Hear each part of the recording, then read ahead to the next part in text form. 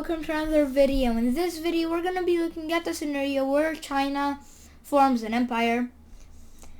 So in this scenario China is gonna be buffed.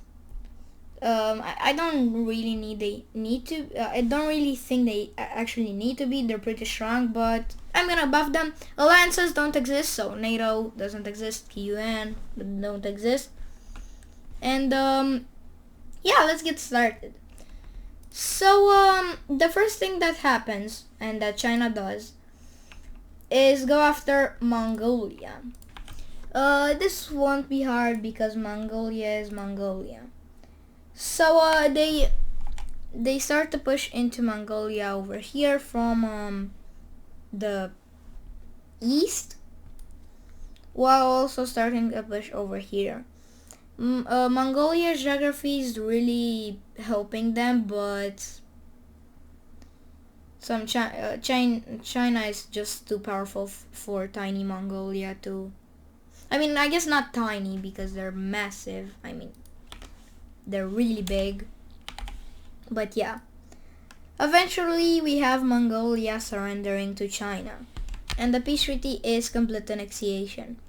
After that, they declare war on Taiwan and India. And you know who joins Pakistan on the war with India. Now the US would normally join and help Taiwan, but in this scenario they won't because that will be World War III. So yeah. Also, this map doesn't include like this stuff, this weird border dispute over here in this area, but we're just gonna assume that nothing happens there for now. So we have Chinese troops crossing the border into India, while some Pakistani and Chinese troops cross the border into India and the Kashmir area or something. China also makes a landing into Taiwan and eventually gets completely takes it. But we do see India starting their own push into Pakistan. Now Pakistan and China are really close allies. So yeah. Eventually India is pretty close on cutting this part over here, but they don't do it just yet. Some more Chinese troops push in over here into India, and they do the same here, making an encirclement and eventually getting over this part. And but we do see India pushing over and pushing back over here. And they also start to push near Pakistan's capital, which I believe is like in this area. I'm not really good at Asian geography, so yeah. Okay, I just checked and it's like right here. So eventually we have India cutting this part off from Pakistan and eventually being really close to capturing the capital of Pakistan. But India cannot go after Pakistan's capital yet. You see, India's capital is like right here, and China is really close to it. So they have to send their troops over here. They're closest from pretty much all sides. They connected the front, and yeah. We do have this part of Pakistan falling. But the troops over here retreat because now they need to to protect the capital. The Pakistani troops that were the Indian troops were running from Pakistani troops, and those Pakistani troops, after India enters their land, they continue chasing them, so they now push into India. Okay, but now India has their forces over here, and over here in this area they're kind of stalemated, but over here China continues to push along the coast of India. And over here. So yeah, it's not looking really that good for India, but they do have a lot of things over here.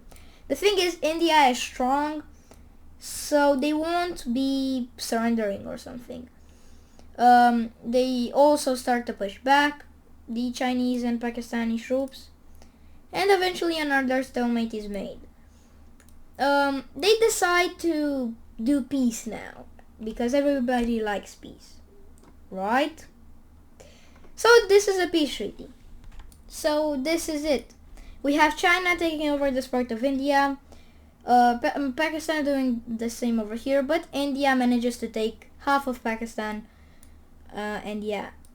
So now China needs to kind of clean up their borders because they have Nepal and Bhutan, which are completely surrounded by China. So they quickly declare war on them, plus declaring war on Bangladesh. And they also do something pretty unrealistic here. I forgot to color Taiwan. Yeah. They declare war on North Korea.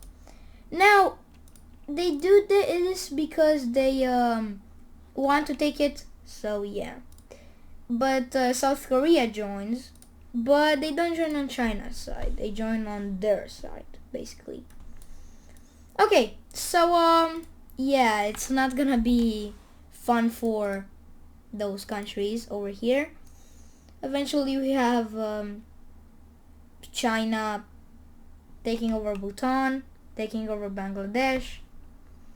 But yeah, Nepal is pretty much impossible to take because there's like so many mountains, so they eventually surrender. Yeah, that was pretty fast. Now let's take a look at the Korean War. Immediately after the war, Chinese troops begin their push into Korea, North Korea, and the South Korean troops do the same. Eventually, they both get they split North Korea. And now let's take a look at the peace treaty. This is the peace treaty.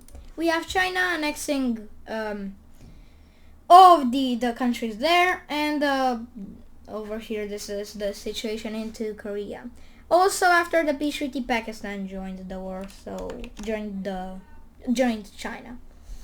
So now China does one final thing, and that is invade Southeast Asia. Yeah, they declare on all of the countries there. So yeah, this is not gonna be that easy, but it's gonna be easier than India. So we do have Myanmar being really unstable, so they quickly fall, and the push into Laos is started as well as a push into Thailand. Eventually Myanmar collapses, and we have China, which is which is doing really good. They captured the capital of Thailand, so Thailand falls. Cambodia, and now it's only Vietnam left, which I know there's jungles and stuff, but come on, it's China, which is like, at this point, I think twice as powerful as the US. Come on. So yeah, let's take a look at the peace treaty. This is the peace treaty, complete annexation, yeah. So this is the Chinese Empire. This is pretty much, it should be called like Eastern Asia, because yeah. So then they oh wait, that's for another video. Thank you guys so much for watching. I can't talk.